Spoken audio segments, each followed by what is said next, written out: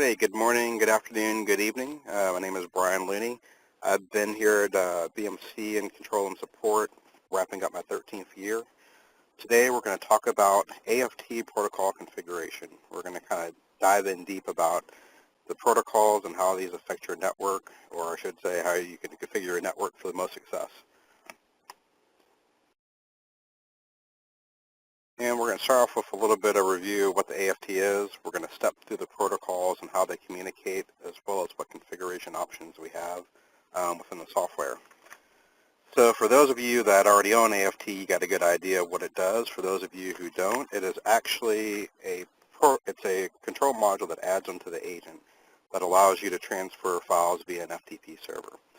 It actually has two modes of operation, which we commonly call remote to remote or remote to local. And what we're talking about there is remote to remote means the AFT will actually connect to two different FTP servers and act as a man in the middle, or local to remote, where the local agent where the AFT resides will access the file and actually transfer it to a remote, or vice versa. But you get the idea. It's actually going to be on one side is going to be local disk access. So what we're going to focus on today is the different protocols, what they buy you, what are the pros and cons, and how these affect your network, or your network configuration may affect how FTP behaves. Here's just a quick review of what each protocol offers. SFTP we put out first, which we're going to explain in a second, because it's one of the easier ones to understand. FTP and then FTP over SSL and TLS, which we commonly refer to as FTPS.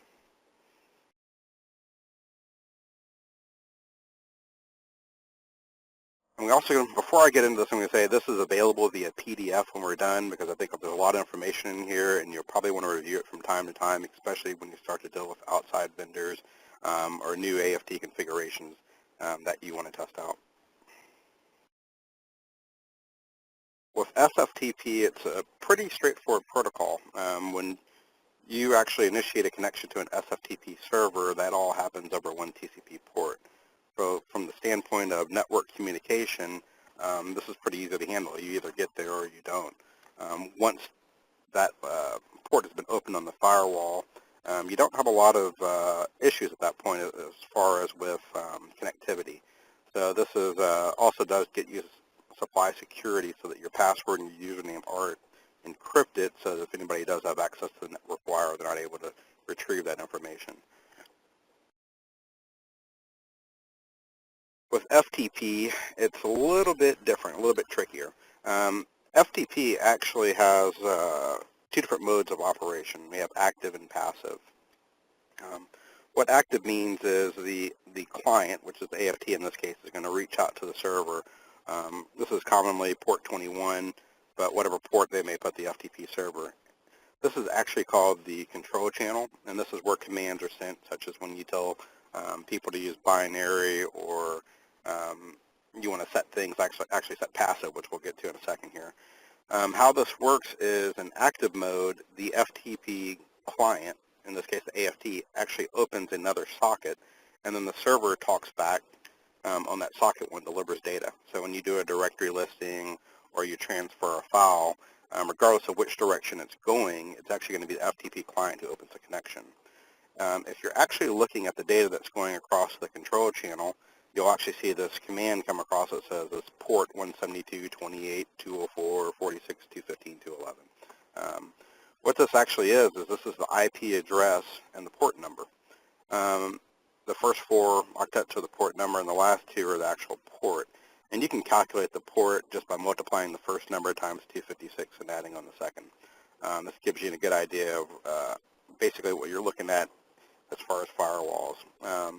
Now, what's interesting about this is when you're dealing with straight FTP, there's no encryption. Your username is not encrypted, your password is not encrypted, and this control channel is in clear text. Most adaptive firewalls actually read this statement and will punch holes open so that the packets can actually get back.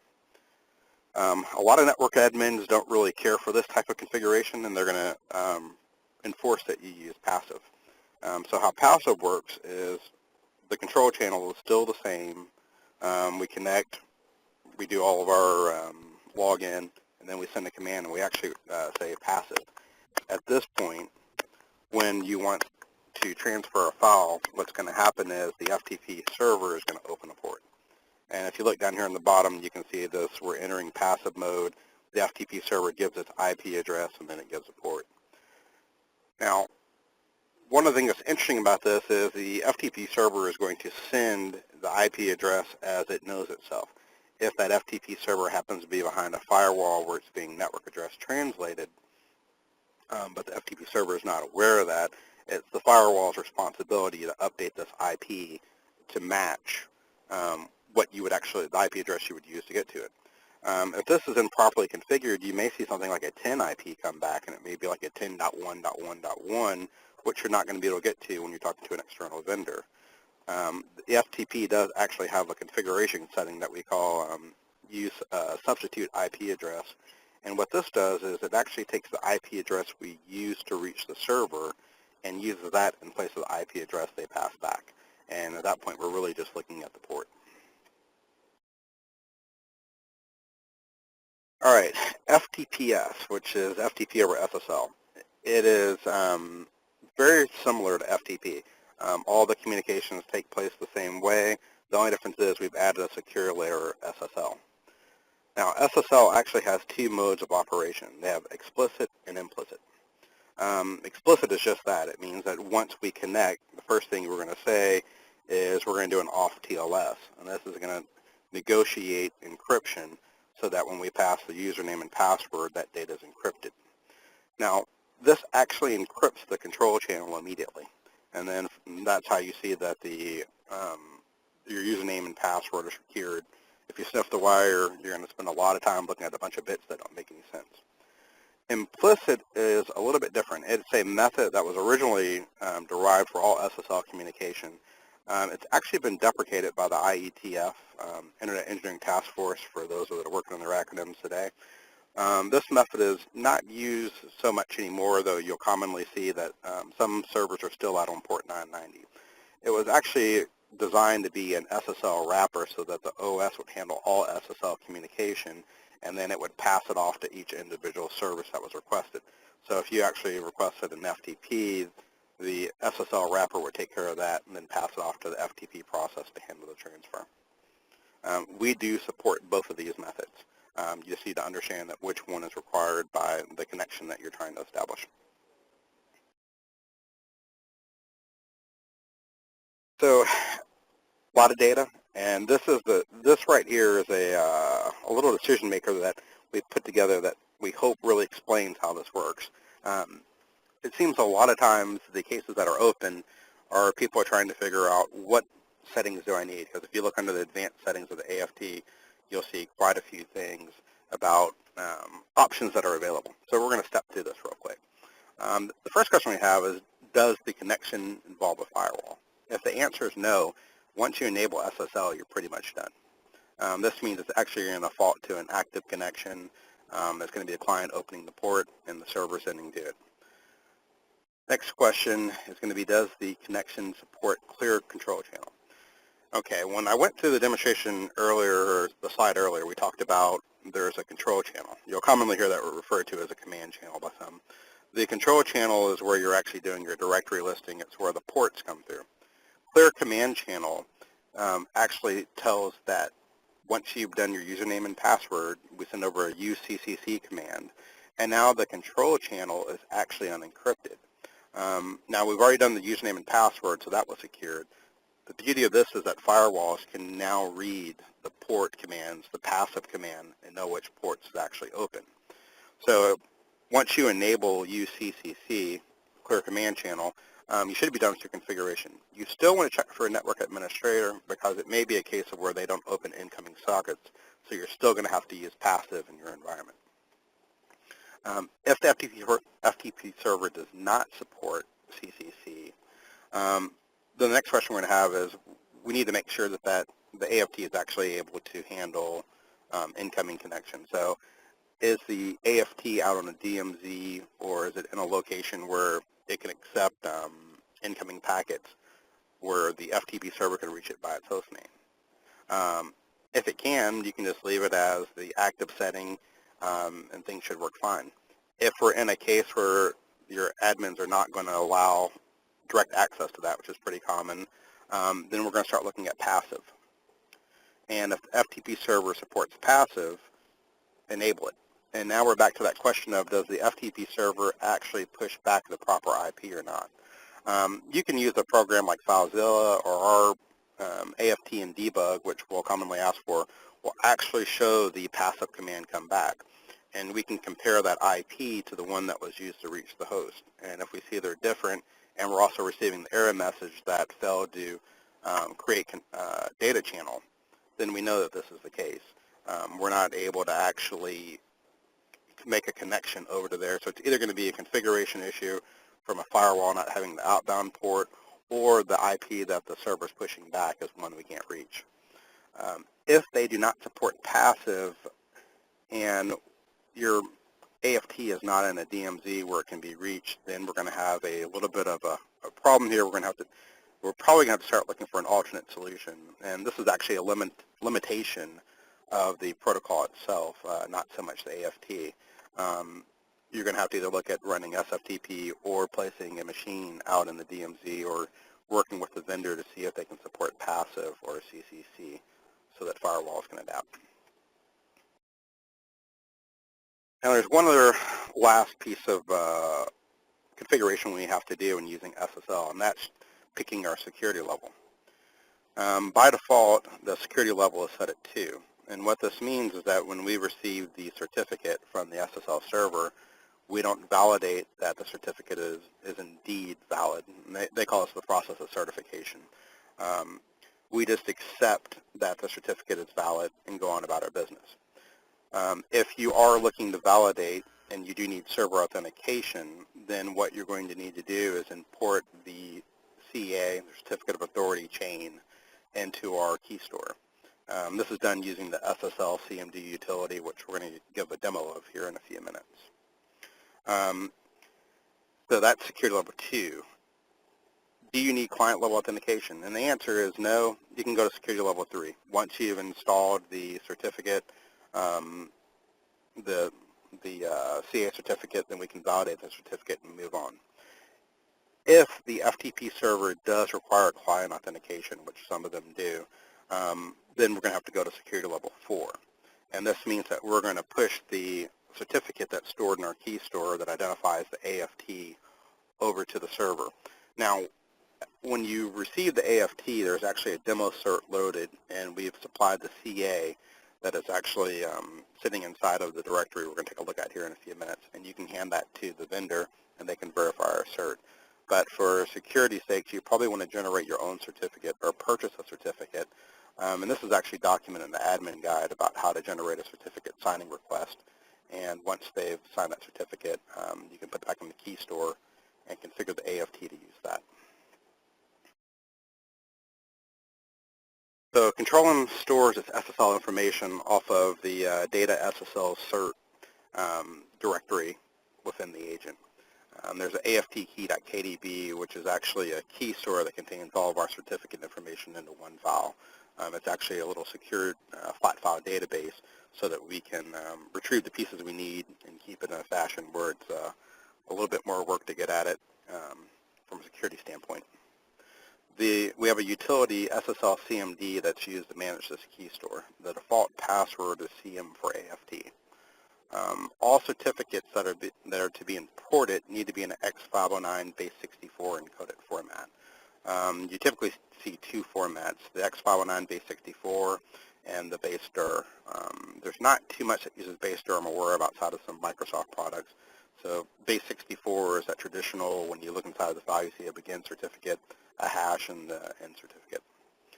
Currently, the AFT only supports SSL v1 with 1024 bits or less of encryption. So this means the public and private key have to be 1024 bits or less. This is actually scheduled to be, we'll say, upgraded with the next release that's due out around second quarter next year.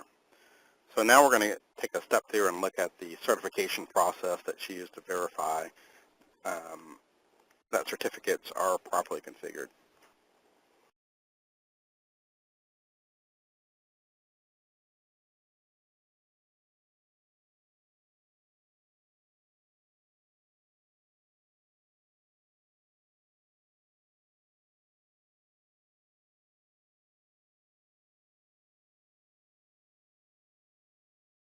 All right, so you should see my desktop now, and when we take a look at this, we're going to take a look over here in the cert directory, and I'm going to show you what files are sitting out here. You see this is the AFT.CA.PIM. This is actually the X509 CA certificate for the certificate that was provided that the AFT advertises itself as. So we're going to go ahead and take a look at the key store.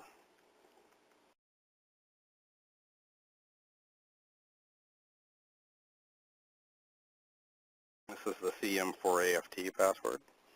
And how we actually identify certificates that we're going to use is we actually have an identity that's associated with the public-private key pair. So if we go in here and list keys, you'll see there's an identity called AFTDN. And this just stands for Advanced File Transfer Distinguished Name. And it has basically a key associated with it. When we built this originally, we generated a CSR based off of that, and then we had a certificate signed and imported it. So if we take a look, we can do a list certificates. And if you come up here and look, you'll see that this is actually our control M for AFT demo cert, and it was signed by our demo CA. This is the signing information down here, and you can see it's a 1024-bit on both sides. Now, we actually have some CAs that have to be installed. In order to use a certificate, we need the CA on file, so that's actually required by the protocol as it works. So if we come over here and take a look at the list CAs, we're going to see that by default it's built with 4 CAs that are installed. We install a VeriSign, a couple of RSAs, and then there's actually the AFT demo CA that are loaded. So we're going to take a look at actually configuring this. So first thing I want to show you is to debug SSL, it's actually just a matter of setting the SSL debug trace under the configuration management. This does not require a recycle of the agent, as this is loaded dynamically whenever the AFT is loaded. And for today's test, I've actually got IIS configured with a FTP server running SSL, and we're going to connect to it. So we're going to go inside the connection profile management here and take a look at this guy that we've set up. We're just using local CM on host 1. And on host 2, if we come down to advanced, you can see we configured FTP over SSL. If you remember, in security level 2, we're actually not validating certificates, so we don't need it CA. So we're going to do a quick test real quick. And it succeeds just fine. If you take a look, here's the option for supporting implicit. By default, it's explicit. Here's clear command channel. And here's clear data channel. I didn't talk about this one earlier. This is kind of one of those things that it's used mainly inside of an environment. People just want to encrypt the username and password, but they don't want to spend the additional overhead of encrypting and decrypting the data, the file that's being transferred. So by enabling this, you're actually telling it to go ahead and send the data clear text. When you enable passive, this is where you'll see the option for the substitute IP address, just in case the FTP server is misconfigured or the firewall is not updating the right IP to get back to the server when it leaves their network. So if you take a look here, we're going ahead and go to security level 3. Now remember, we don't have their CA imported yet. So when we test this, we're probably going to get a nice little error. All right, failed to secure the control socket. We're going to take a look. We're going to do a little bit more advanced troubleshooting today. We're going to take a look at the actual log that was produced. So if we come inside of the AFT SSL log, we'll see that this was our initial connection with security policy level 2. When the certificate came across, no trusted CA, but we actually choose to temporarily accept it because of security levels 2. When we come down to security level 3, where we actually need to validate the certificate, you're going to see this message: required certificate not provided. Basically, we do not have the CA on file. Luckily, I have it right here. take a look. And these are actually all the certificates that I use to generate and build the FTP server. And there's our ca.cert. So we can actually come over here and we can import that new CA, which is going to be option number 2.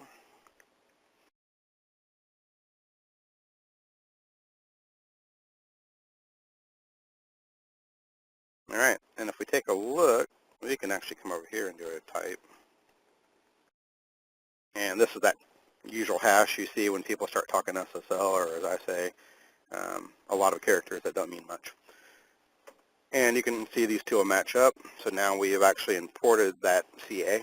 If this particular location had intermediate CAs, which are something you encounter, if you go to VeriSign and say you want to sign your own CAs, they're actually going to give you an intermediate certificate server, which then points back to their root CA. So you may have multiple of these certificates to import. And it's just make sure you put each one in an individual file and import them one at a time.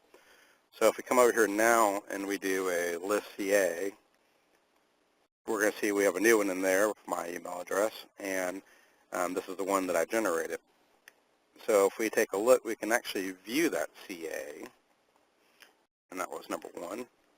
And you'll see that this is one we generated, and I think you'll see I generated it just over, on July 9th. Now that we've done that, let's go back over here and we can play with our security level. And when we test 3,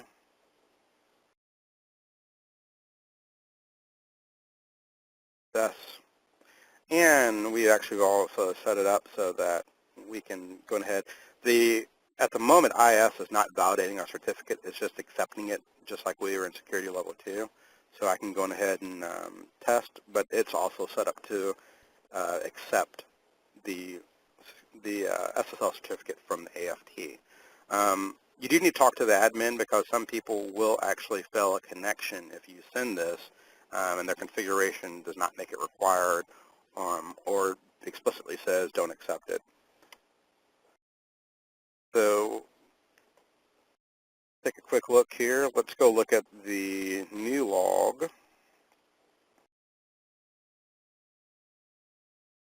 And you can see on our second attempt of security level 3, we did the bootstrap, everything succeeded, we're back in business. And this is where we talked about earlier, we only support SSL v1, but we'll be adding some more to that. And this is security level 4, and you see that it succeeded just fine. So we're going to go back to our slideshow here. Remember, this is available in PDF. There are a lot of acronyms I used today, and just wanted to give you a quick rundown of those. CCC, the clear command channel. CDC, clear data channel. Passive, meaning that the FTP server is going to open the data channel. Active means the client opens the data channel. The CA is the certificate authority, and a CA chain is a full set of certificates till you reach the certificate authority. You know you've reached the certificate of authority when the certificate that signed it matches the certificate you're looking at. Basically a self-signed cert. Some FTP servers may use a self-signed cert, in which case they're their own CA. So it's just a matter of obtaining that cert and importing that certificate in as a CA to use security level 3 or security level 4. Control M, CM for AFT, or I think we've rebashed it, BMC Control M for AFT.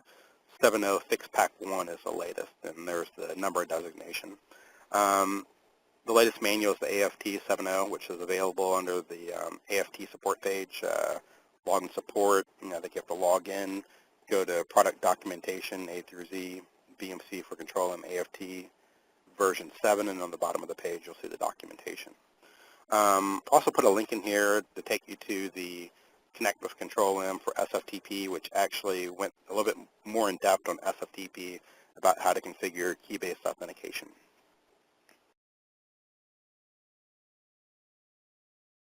Okay, thank you for attending. You will receive a survey.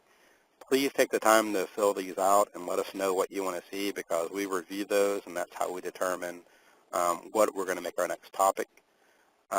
Also remember that you can follow us on Twitter, Facebook, and the BMC communities. We also have the V8 newsfeed, which is pumping a lot of good information. There will be a replay of today's controlling webinars, as well as all the ones we've had. They're available on YouTube, iTunes via podcast, and on the BMC communities.